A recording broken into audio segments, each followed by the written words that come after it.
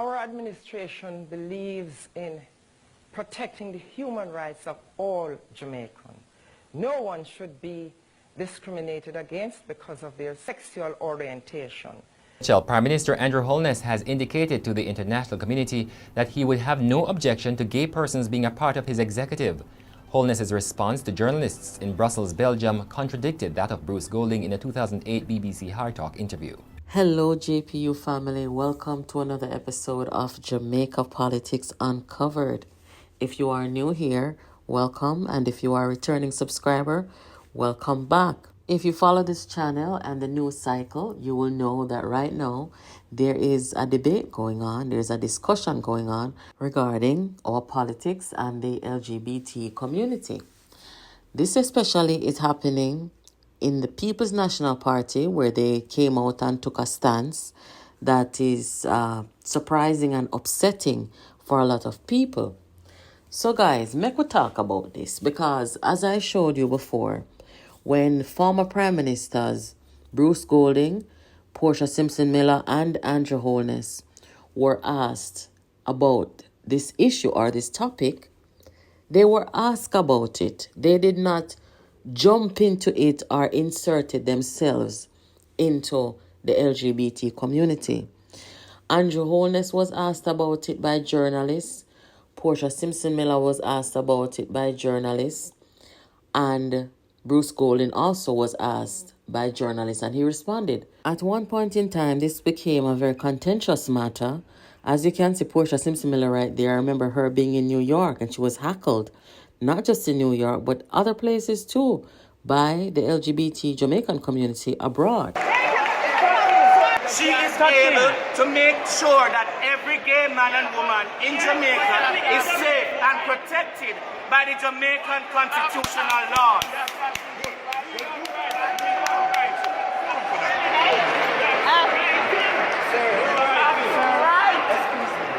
Have a seat.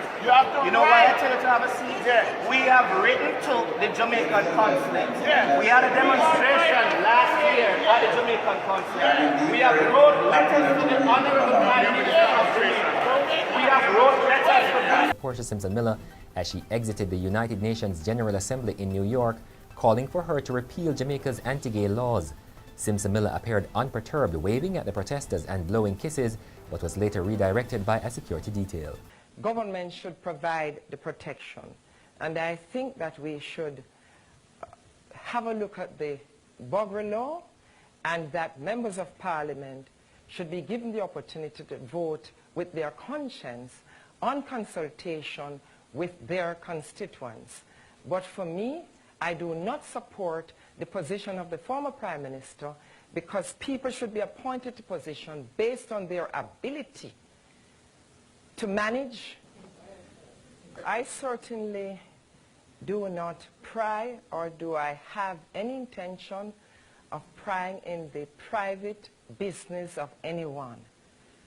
I would appoint anyone with the ability, the capacity, and the capability to manage in my cabinet. So all the contention came as a result of, the abuse and discrimination and harassment that used to happen in the Jamaican society against the LGBT community. That is a fact, right? And even law enforcement sometimes in Jamaica during that time, there used to be complaints of law enforcement either ignoring abuse against the LGBT community or enabling it, So they felt like they needed to come out and protest and demand that they be protected under the law from violence, just like anybody else. And as we know, as time went by and as, the government started paying attention to it, things changed. So we don't hear of these incidents anymore, So right now, there is no issue in Jamaica with the LGBT community. They're as protected as anybody else. Only see Carnival keep recently, and LGBT people at Jamaica and abroad, them out there in the streets with everybody, and nobody don't trouble them. There is no issue at this time with the LGBT community in Jamaica. So this stance that the PNP comes out taking, and behaving as if they want a national discussion or debate on the matter. By coming out publicly, collectively, showing acknowledgement and congratulating this flamboyant member of the LGBT community who is on TikTok. What business is it of a major political party to come out in a way like that, to congratulate somebody for being on TikTok for 1 year? It doesn't make sense. Nobody does that. So clearly, they're trying to make it appear that they are for the LGBT community when nobody asked them, because this is not something that we want to discuss at this time. There are issues in the country that needs to be addressed and, be debated and talked about. But they want us to debate this because they want the people to say, hey, the PNP is for the LGBT community. The LGBT people in Jamaica, they have no problem. There is nothing going on in the LGBT community that should cause a political party or movement to come out in the way that they did. And the kind of person that this TikToker is, there are so many nice, decent, respectful LGBT people in Jamaica. And if they wanted to take a position, they could have at least go for somebody who, had the respectability, the maturity, the sense of decency. But they didn't do that. Or they could have just simply waited until the election or debates. And when they're asked about their position, and I don't even think that any journalist would be asking anybody about this at this time, because the truth of the matter is, in Jamaica, the last poll that was done, 88% of the people were against gay marriage and anything that has to do with that. Jamaican people and Jamaica society is just like that. In our lifetime, I don't think it's going to change. I honestly don't believe that Jamaica people, the majority of Jamaica people, they're not going to come out and say we need to take any legislative action in favor of the LGBT community. I think as a collective, the Jamaican society, they are okay and content with the LGBT community being protected from violence, discrimination, and harassment. I think majority of the people are okay with just that. They don't want to go any further discussing this issue, and they certainly don't want to see it become a topic in our politics, as we've seen in other parts of the world. So when Portia was being heckled and when, we were talking about this in our society, it was mainly because of the harassment and violence against the community. We're past that now. So at this time, anybody who is seeking to seize power and to form government, they ought to be talking about the issues in the country that affect everybody. And like I said yesterday in our live broadcast, the opposition or any politician in Jamaica ought to be careful, because while we still have laws against the act of romantic relationship between same sex, they ought to be careful behaving as if they want to endorse that sort of romantic, bedroom behavior of people of same gender, because it is against the law right now. So while it is not okay for them to encourage or demonstrate any form of harassment against the LGBT community or discrimination, they must also be careful they not encourage folks to break the law. You see what I'm saying, guys? And I'm saying this because the person who they have endorsed publicly is a man who is openly flamboyant with his boyfriend or significant other, fiance, whatever. They publicly demonstrate affection and these things to show the world that they are together and they are in a romantic relationship. So when them now as opposition is going to come out and endorse that, it's like they're encouraging people who are into that lifestyle to break the law in Jamaica. So they have to be careful. But you have to be intelligent to understand, the risk that exists and how you respond to these kind of situations, and understand that this is not something that you want to delve into as a major political party. You have to be careful of the people that you try to align yourself with as well. So these people, they're not politicians. Even Portia, who a lot of these men in the PNP and some people in the society would have said that Portia, was not highly educated or whatever. Listen to the way that Portia approached it. Very diplomatic and very fair without crossing certain boundaries. Likewise, Andrew Holness. Government should provide the protection.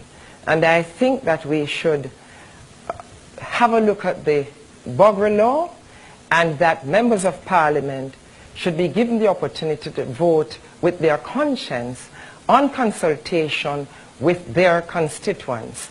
But for me, I do not support the position of the former Prime Minister, because people should be appointed to position based on their ability to manage.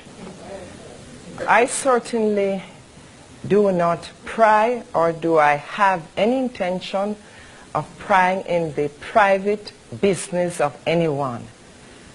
I would appoint anyone with the ability, the capacity, and the capability to manage in my cabinet. I don't know what made these guys believe that their approach was the right one.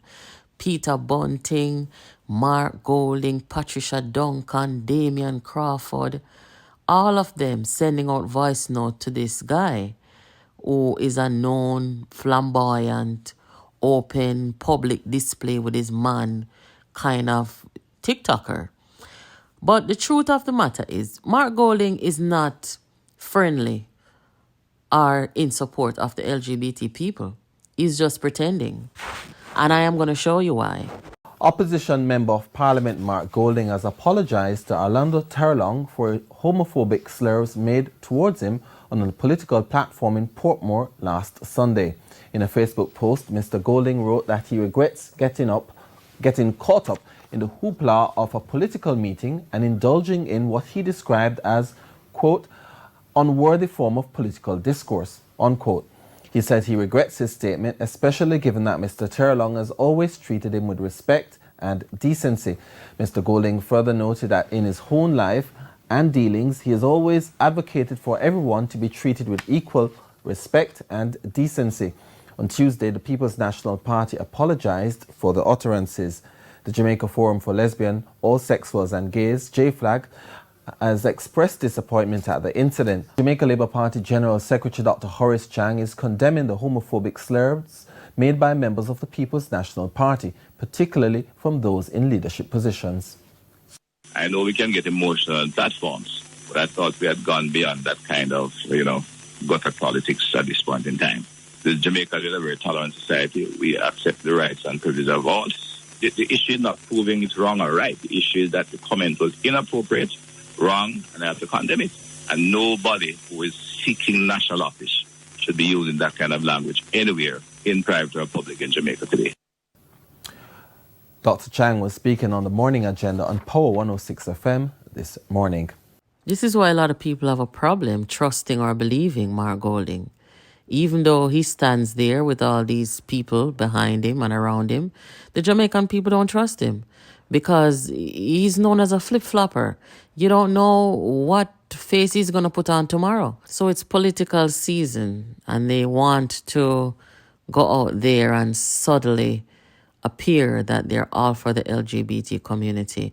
But I think Jamaica knows better. I think Jamaican people understands that what they are looking at is an infiltration of the PNP. And this man does not represent the PNP. He doesn't even represent Jamaica.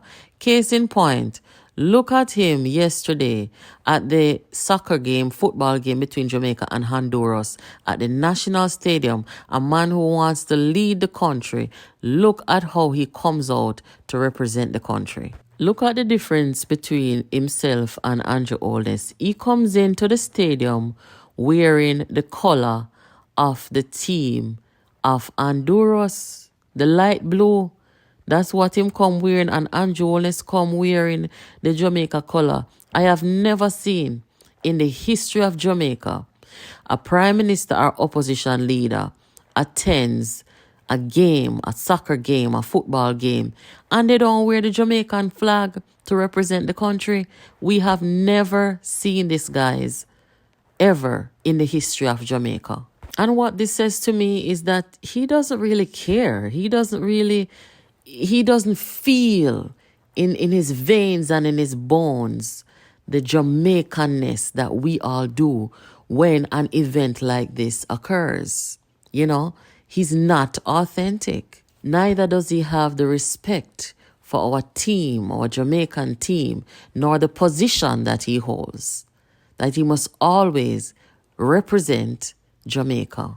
Another thing about this man is I'm wondering if PNP people don't realize that they're being scammed. Mark Golding came to the people saying that he had money. Dayton Campbell said he had money, elect him. But look what they're doing at their conference. Begging the poor people their money, asking the poor people to donate their money in those saving pan. That is so inappropriate. Normally, the money people them donate money. Most of the people who are there, they don't have any money to give those people.